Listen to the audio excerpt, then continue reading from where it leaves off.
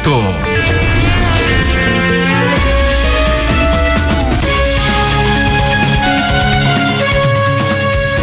Iniciamos esta semana y continuamos con las entrevistas a los primeros de las listas de candidatos a asambleístas nacionales. Es el turno de Pierina Correa, quien encabeza la alianza UNES. Pierina Correa es una guayaquileña de 59 años. En su juventud jugó voleibol y llegó a ser seleccionada nacional de ese deporte. Es arquitecta por la Universidad Católica de Santiago de Guayaquil. Tiene una maestría en alto rendimiento por la Universidad Católica San Antonio de Murcia. Creó la Fundación Abriendo Caminos, que tiene como objetivo el desarrollo de proyectos sociales y productivos. Fue coordinadora de migrantes de Alianza País en la primera contienda electoral de su hermano Rafael. Ha representado al país en distintos foros internacionales de mujeres, fue presidenta de la Federación Deportiva del Guayas. En 2007 lideró el movimiento ciudadano Honestidad y Patriotismo. Fue también candidata a la prefectura del Guayas en el 2009, perdió con Jimmy Jairala. 10 años después lo intentó nuevamente y perdió contra Carlos Luis Morales. Hoy busca ganar su primera contienda electoral y llegar a la Asamblea Nacional.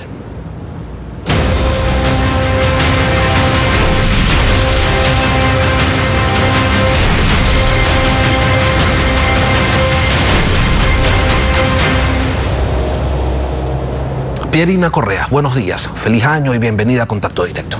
¿Cómo está, Lenín? Muy buenos días y también feliz año. Espero que dentro de las limitaciones del estado de excepción hoy declarado inconstitucional haya podido disfrutar en familia, como era el anhelo de todos los ecuatorianos, de manera especial pues ante la sensibilidad de la situación y las restricciones del COVID. En este formato los entrevistados tienen un minuto para responder a cada una de las siguientes preguntas, con las que queremos conocer un poco más sobre sus propuestas de campaña. Empecemos. Su plan de legislación comprende derogar las pocas reformas que se hicieron en estos últimos años a la legislación que impulsó y que aprobó la Revolución Ciudadana. No necesariamente. Una primera ley que sí hay que definitivamente derogar es la ley mal llamada de apoyo humanitario, que lo que hizo fue dar patente de corso, libertad total a instituciones del gobierno y también de ciertos sectores de la empresa privada para dejar en la calle inmisericordiamente a miles y miles de ecuatorianos sin opción y sin respetar las liquidaciones que por ley les correspondían a pesar de los años de servicio mostrados. Se está haciendo un análisis de las diferentes leyes, aquellas que requieran reformas o requieran ser derogadas lo serán en su momento. Nosotros hemos venido haciendo un recorrido con los diferentes sectores del país, productivos y sociales, para conocer. Nuestra tarea es en territorio, no detrás de un escritorio, para poder conocer sus realidades y estar en mejores condiciones para atenderlas y dar respuestas. Se está sistematizando esta información para no llegar con las manos vacías el 14 de mayo a la posesión y a partir de estos documentos convocar mesas de trabajo con todos los involucrados en los respectivos sectores para que las leyes, propuestas o reformas se conformen en una solución consensuada para todos los actores. Generalmente los asambleístas son contrarios a una asamblea constituyente para evitarse otra campaña electoral. ¿La bancada de UNES propondrá una asamblea constituyente o una consulta popular para reformar la Constitución? Nosotros no hablamos de asamblea constituyente como tal, sino de procesos constituyentes. Este gobierno actual, que gracias a Dios estamos ya finalizando, se propuso destruir, desconstitucionalizar, desinstitucionalizar también al país. Por lo tanto, nosotros proponemos 3 opciones posibles. Una, definitivamente la Asamblea Constituyente, a la que no le tenemos miedo si es necesario para generar las reformas que se necesiten, se lo hará para recuperar la gobernabilidad en el país y la institucionalidad, el Estado de Derecho también. El plebiscito, que es otro mecanismo, y al interior de la Asamblea como tal, aquellas reformas que puedan ser tomadas dentro del marco legal que rige la función legislativa. Dentro del plan legislativo de UNES, le pregunto, ¿se incluye el buscar una amnistía para Rafael Correa y sus ex colaboradores? Amnistía que, por cierto, la actual Constitución prohíbe a favor de delitos contra la administración pública.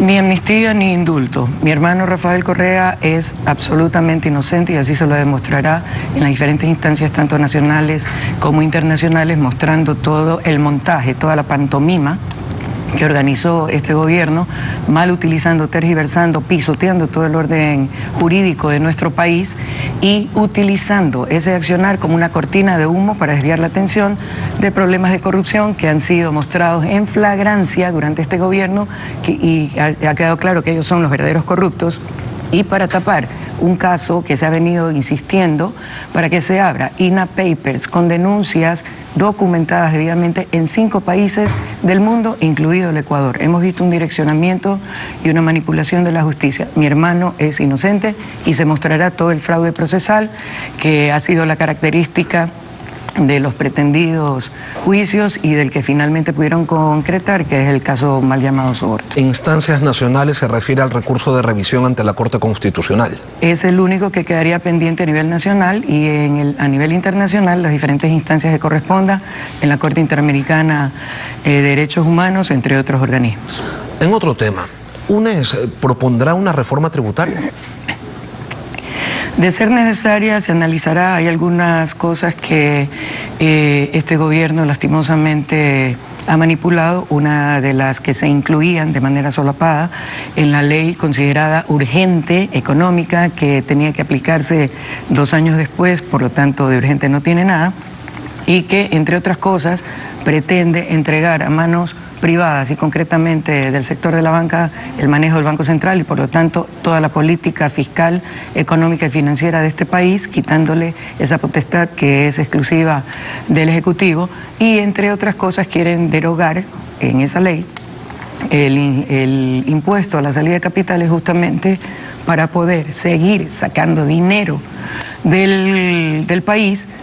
Alrededor ya se han dado como 30.000 millones de dólares, y que eso sí es la pretensión de debilitar la dolarización, contrario a la propuesta de Andrés Arauz, que es fortalecerla, trayendo dólares e ingresándolos a la economía del país para dinamizarla y reactivar y generar empleo.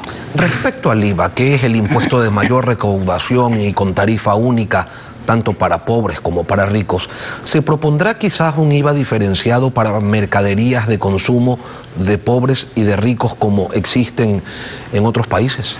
No se lo ha mencionado. Andrés es experto en macroeconomía y él tiene un lineamiento muy claro de cómo quiere reactivar la economía.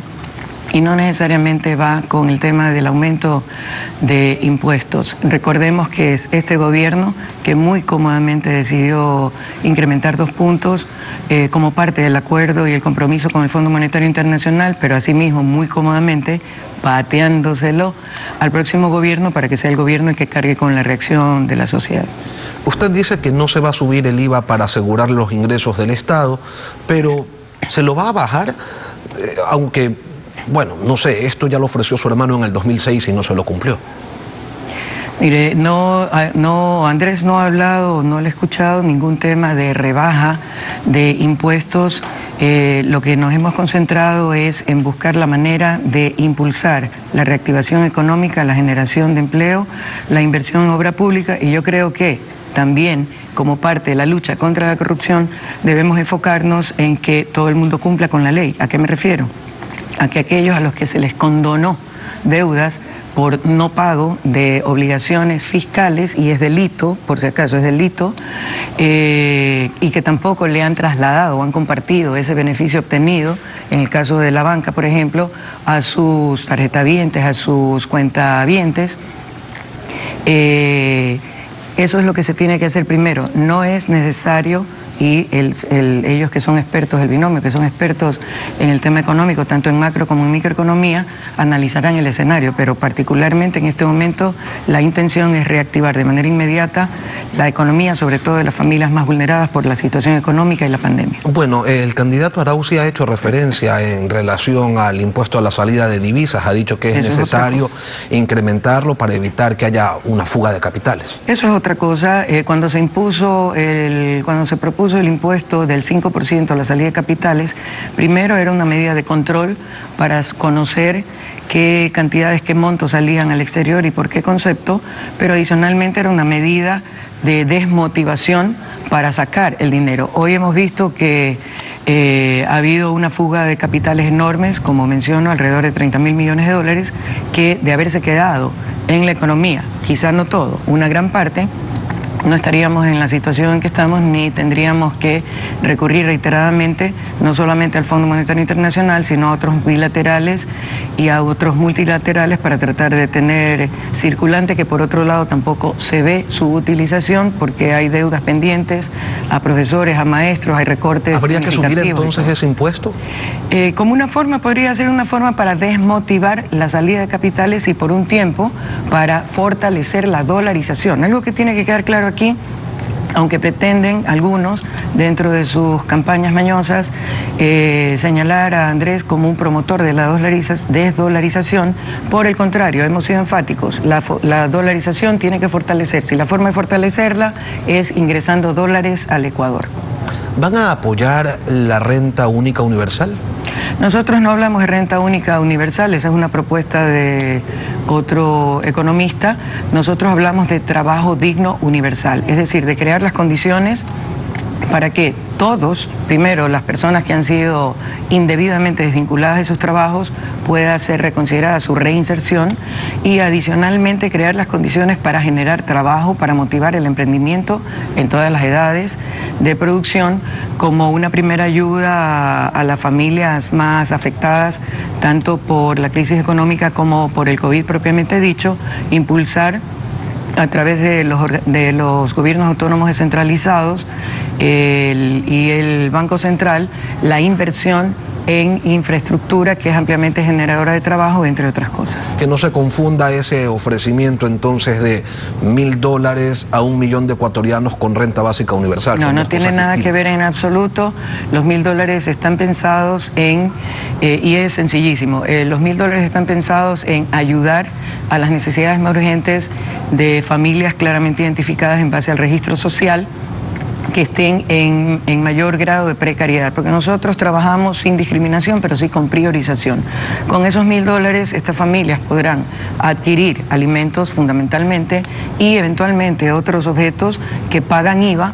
El IVA va a caja fiscal, por lo tanto alimenta el presupuesto del Estado más allá de otras fuentes que tienen contempladas para el ingreso, y a la vez el gobierno tiene fondos para hacer inversión pública que es ampliamente generadora de trabajo directo e indirecto y de provisión de servicios y productos. Por lo tanto, se dinamiza la economía con todos los actores involucrados. ¿Esos $1000 se los entregaría en dinero constante y sonante o con dinero electrónico? De ser lo segundo, Pierina, ¿se reformaría el Código Financiero y Monetario para exigir más requisitos de seguridad precisamente a ese dinero electrónico? Dentro del tema financiero lo que tienen que volver son los controles, porque en este momento tenemos banca con nivel de chulco, es decir, banca que arranca con 16% y puede llegar en letra chiquita hasta 28 y 30%, lo que vuelve en muchos casos completamente impagable esas deudas, y peor ahora con la condición,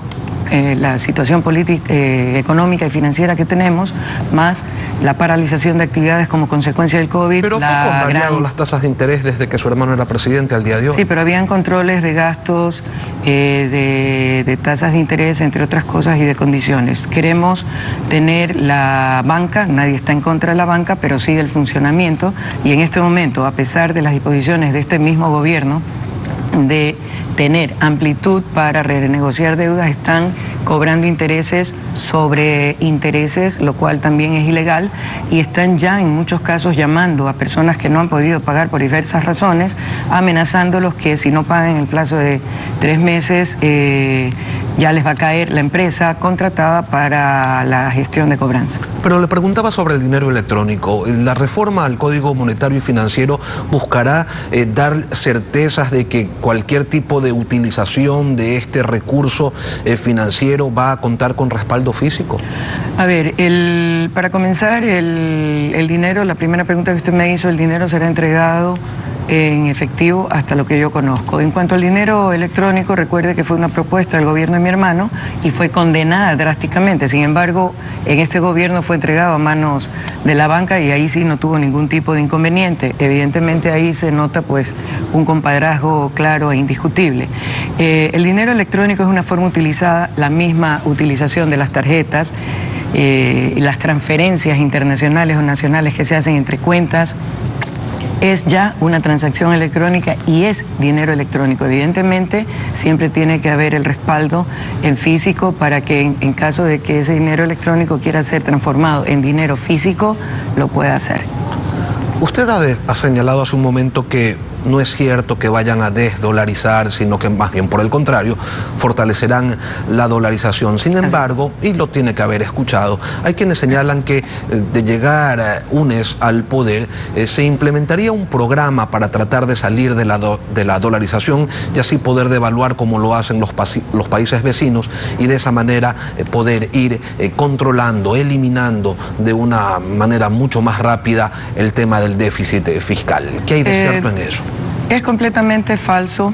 Andrés y en su momento mi hermano Rafael nunca han sido partidarios de la dolarización y así lo han dicho. Sin embargo, Rafael recibió un país ya dolarizado y fue claro y contundente al decir que pretender salir de la dolarización sería darle un tiro de gracia y completamente nefasto al pueblo ecuatoriano. Andrés sustenta exactamente lo mismo y por el contrario, las medidas que se proponen son de ingresar dólares al Estado ecuatoriano para que, a la economía ecuatoriana, para que ésta se dinamice y se fortalezca. El tema, para lograr, definitivamente estamos en desventaja competitiva con respecto de países vecinos como Colombia y Perú con moneda propia, que ellos sí evalúan en función de los requerimientos. Nosotros no lo podemos hacer. Sin embargo, existen otras formas, políticas públicas, medidas fiscales y de otro tipo. Por eso nuestro binomio es experto, Andrés en macroeconomía, Carlos en microeconomía, y podrán abordar con su experiencia y con su conocimiento estos temas tan delicados. El acuerdo con los Estados Unidos que aparentemente está encaminado, ¿será un tema de primera línea en la agenda de UNES en la próxima Asamblea Legislativa? Existe una apertura con el actual presidente electo de Estados Unidos y él ha dicho en más de una ocasión que hay que abrir el espectro, hay que mirar hacia Latinoamérica y con una postura completamente diferente a presidentes previos. Los acuerdos por sí mismos no son malos, los acuerdos cuando son en función de ganar y ganar, es decir, no un pasarle por encima a un país sobre pretexto de ser una potencia, de tener un poder económico y político a nivel mundial. No estamos opuestos a los acuerdos. Es más, recuerde que en época de mi hermano Rafael se concretó el acuerdo con la Unión Europea que hoy, al cabo de casi 5 años, representa un apoyo en el tema de una reducción progresiva de aranceles para diversos productos y de esa manera generar un intercambio más fluido entre productos tanto del Ecuador hacia la Unión Europea como de la Unión Europea hacia Ecuador. Por lo tanto, nosotros estamos en contra del abuso por parte de las pretendidas potencias hacia los convenios, los tratos y los TBI también.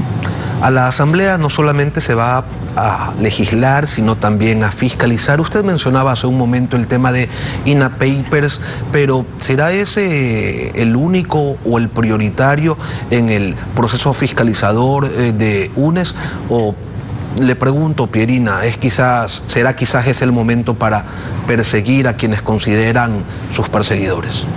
Para nada, la ley es dura, pero es ley. Ese es un principio universal de todos los abogados que ejercen responsablemente su profesión, pero sí, siendo una de las funciones de la Asamblea la fiscalización, se procederá en aquellos casos en que se presenten denuncias o se suponga algún tipo de irregularidad a las entidades y funcionarios sobre los que tendríamos competencia. ¿Y por qué hago esta salvedad? Porque en los recorridos nos dicen el alcalde tal, el prefecto tal, no tenemos competencia, ellos son gobiernos autónomos descentralizados, la competencia de fiscalización en el caso de ellos es el contralor, y si nos llegan denuncias de ese tipo serán derivadas a la autoridad respectiva, y eso sí, haremos el seguimiento para que el contralor en funciones pues cumpla con su deber.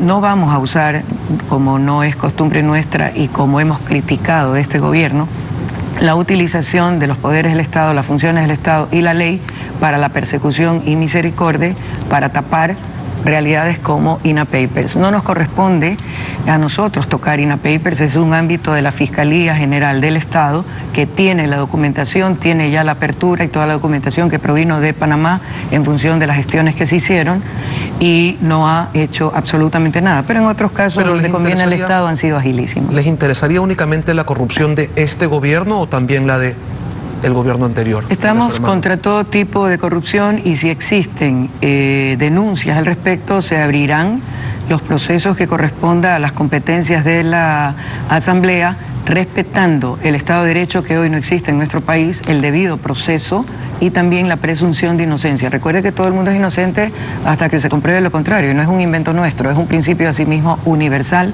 cosas que se han pisoteado en este gobierno, la ley, la justicia, las entidades, por eso hablamos de desinstitucionalización y que no existe el Estado de Derecho en nuestro país, han sido utilizadas justamente para una persecución política, hepática, visceral y que está ahí a vista y presencia de todo el mundo. Pierina, finalmente un mensaje para los electores. Claro que sí. Antes que nada, gracias Lenín por la oportunidad y a los electores. Estamos ante un momento sumamente crucial en nuestro país. Ya hoy pueden comparar los casi 4 años de gobierno de Lenín Moreno en el que han pisoteado todos los derechos, en el que han descuidado, en el que prefirieron utilizar de una forma por completo, sin humanidad, sin consideración alguna, más de $2.000 que podían haber, $2.000 millones que podían haber sido asignados al combate contra el COVID y haber evitado tantas muertes que hemos lamentado, porque creo que todos tenemos un familiar, un amigo, un conocido, un compañero de trabajo que sucumbió a la enfermedad y de manera indolente lo utilizaron para pagar anticipadamente deuda externa. Eso es algo que no se puede perdonar. Y comparen cómo hemos vivido estos casi 4 años y cómo se vivió en los 10 años de gobierno de la Revolución Ciudadana y seguramente la decisión será facilita. Lista 1, el gobierno de la esperanza. Y nosotros trabajaremos desde la Asamblea para gestionar las condiciones de gobernabilidad para que el binomio de la esperanza, Arauz-Rabascal, puedan implementar todas las medidas que son necesarias para la reactivación económica y para volver a impulsar el desarrollo en nuestro país. Pierina Correa, candidata asambleísta nacional por la alianza UNES, integrada por Centro Democrático de Jimmy Jairala y Compromiso Social del exministro Iván Espinel. Gracias por acompañarnos hoy aquí en Contacto Directo.